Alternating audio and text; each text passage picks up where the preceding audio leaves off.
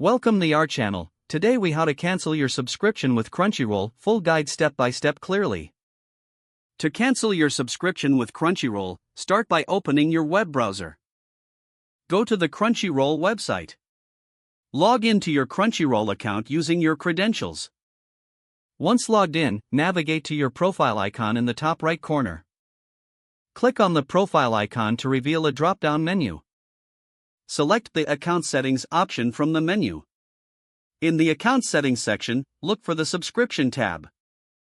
Click on the Subscription tab to view your current plan. You will see your subscription details listed on this page.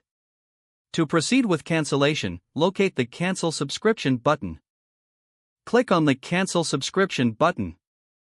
A confirmation prompt will appear on your screen. Review the cancellation information provided. If you're sure you want to cancel, confirm your choice. After confirming, your subscription will be set to expire at the end of your billing cycle. Make sure to check your email for a cancellation confirmation. That's it.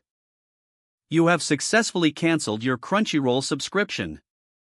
If the page does not load, refresh the browser or try again in a private or incognito window. Make sure you are using the correct email address, then retype it carefully to avoid small typos. If your password is not accepted, use the reset option and create a new strong password you can remember. Check your spam folder for verification or security emails, then complete any requested confirmation steps. Enable two-factor authentication if available to improve account security and reduce unauthorized access risk. After signing in, review your profile details so your contact information and settings are accurate and current. If you see an error message, note it down and try again after restarting your device and internet connection.